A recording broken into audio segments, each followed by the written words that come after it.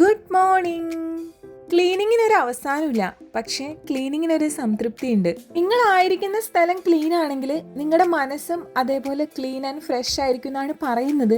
എന്തായാലും ഇന്ന് രാവിലെ തന്നെ എഴുന്നേറ്റപ്പോൾ എനിക്ക് ഒരു ലോഡ് പണി ഉണ്ടായിരുന്നു. നമ്മുടെ പ്ലാവിന്റെ പകുതിയിലേറെ പോർഷൻ നെയ്ബറിന്റെ വീടിന്റെ അവിടേക്ക് ചാഞ്ഞിരിക്കുമായിരുന്നു. പോരാത്തേനാണെങ്കിൽ അവരുടെ റൂഫിലേക്ക് ഒരു ചക്കയും വീണു. അപ്പൊ പിന്നെ നമ്മുടെ ഉത്തരവാദിത്വമാണല്ലോ അത് ക്ലിയർ ചെയ്ത് കൊടുക്കാന്നുള്ളത്.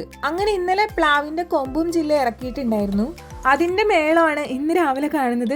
പഴുത്ത ചക്കയൊക്കെ ചീഞ്ഞ് കിടക്കുന്നുണ്ടായിരുന്നു. നമ്മുടെ ഗാർഡൻ മൊത്തം മെസ്സായി കിടക്കുകയാണ്.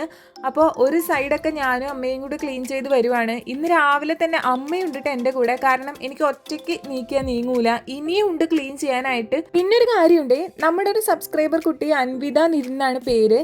ആളെ ഒന്ന് ബർത്ത്ഡേ വിഷ് ചെയ്യാൻ പറഞ്ഞിട്ടുണ്ടായിരുന്നു. അപ്പോൾ ഹാപ്പി ബർത്ത്ഡേ. എന്നാൽ പിന്നെ ഞാൻ എൻ്റെ ക്ലീനിങ് കംപ്ലീറ്റ് ആക്കട്ടെ. അപ്പോൾ എല്ലാവർക്കും ഹാവ് എ നൈസ് ഡേ.